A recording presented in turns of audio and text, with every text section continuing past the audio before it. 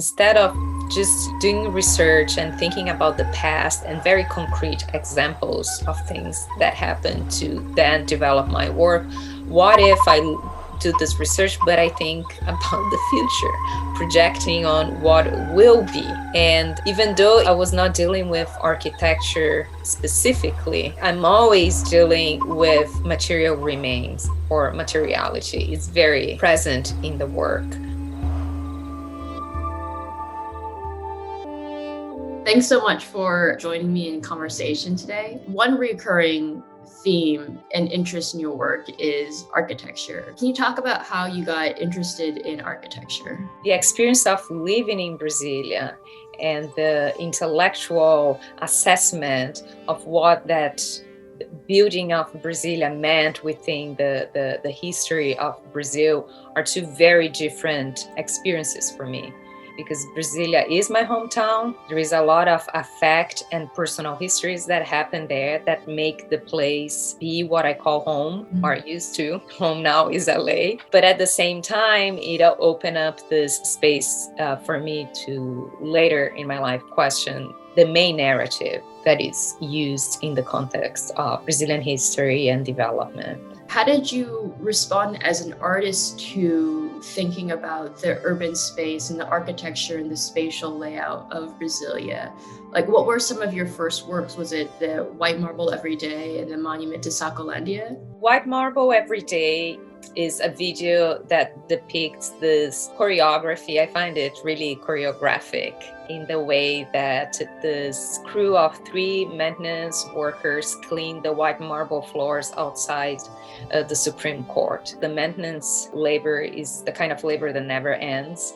Once you finish cleaning, you have to start cleaning again because it's dirty. So it's, for me, it's like symbolic, is the opposite of progress, which the architecture is meant to represent in that city. So I thought it was like an interesting contradiction within the routine of the city to be depicted. The Monument to Sacolândia is more related to the historical digging that I did into the history of building Brasilia. And there was like a workers' camp close to the presidential palace, the Palácio da Alvorada. That was like a spontaneous camp with workers. Sacolândia is one of these encampments, which was sitting really close to the presidential palace, but in an area that later was reserved to be an artificial lake that there is in Brasilia. So that encampment was there for less than 2 years, I think a year and 3 months, and they inundated that area. The contrast of these workers who are building these palaces made out of concrete and white marble, then using the cement bags, which is like the leftover from that construction, to build their own living quarters, was very shocking to me and symbolic at this very fundamental level. You seem to have an interest in the sort of the remains of modernism, and in particular how they are understood, interpreted in the present day. Can you talk about some of the works in which you have looked at the Mayan revival architectural style and the loaded histories of colonialism and modernism that are wrapped up in that? I got interested in Mayan revival architecture through Frank Lloyd Wright. I think it was like this journey of looking at Oscar Niemeyer's work and then thinking about the equivalent of like such a strong figure, but within the mid-century architecture in the US, and start looking at his production specifically here in California, which is like the cement block houses, which is a very specific part of his body of work. It relates, but it's different from his previous work in other places. And obviously the connection that has with Mesoamerican ancient architecture, specifically Mayan temples. It's just like one example of how histories are written following a certain colonial mentality, where the influences go only one way. So for me, in the Mayan revival body of work, it's really interesting to inscribe these buildings that are here in LA in relationship to a lineage that then start with Mayan, ancient Templar architecture and some other Mesoamerican structures right? Create like different histories and think about the legacy of that culture in a city that has a big Mayan community who lives today here. Now I'm working on a new piece where I'm collaborating with several people. The first one, the archaeologist Jared Katz, who developed this technique to 3D scan wind instruments, archaeological wind instruments, and 3D print them so they become playable. So the new film will be a music performance in the Southern House, but that also encompasses the work of Mayan poet Rosa Chavez. She lives in Guatemala, and I'm bringing her here to do that.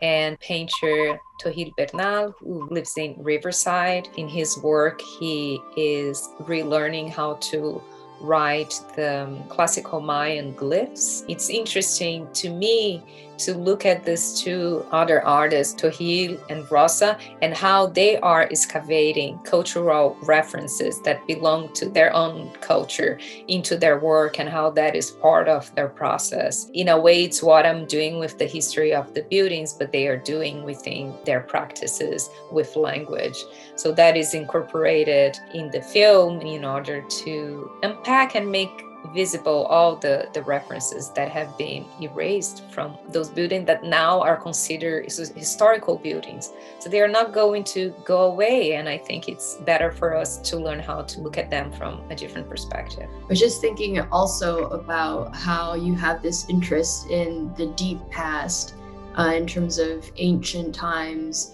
as they can be evoked by these different kinds of fragments that remain. But another sort of part of your headspace seems to be in sci-fi. I'm thinking of your project and the different works that involve the novels of Octavia E. Butler.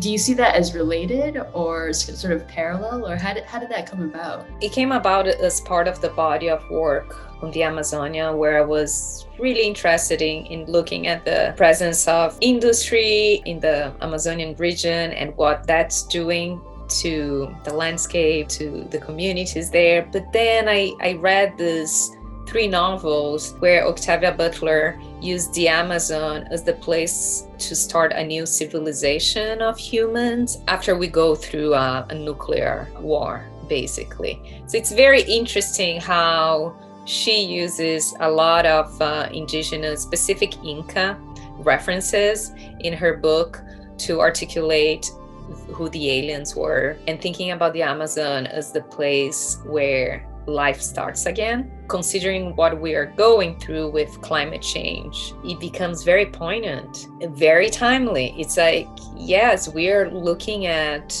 indigenous tradition to save us from the catastrophic world that we created through industrialization and modernization, and right, the problems that we are facing today.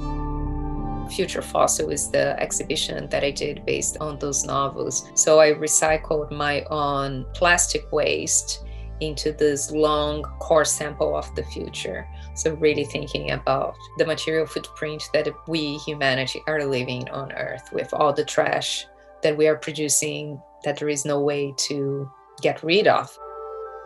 Now I started to research all these projects from the 60s that conceived the first moon colonies and Mars colonies, and how those ideas were developed back then. So actually ideas of futurity are bringing me back into architecture at this moment. So they are not disconnected. At first hand, if you look at them, they may look a little separate because they go in depth into one topic. But as you start seeing several bodies of work, you start seeing how they are connected and dealing with very similar issues of displacement, futurity, translation. It's all there.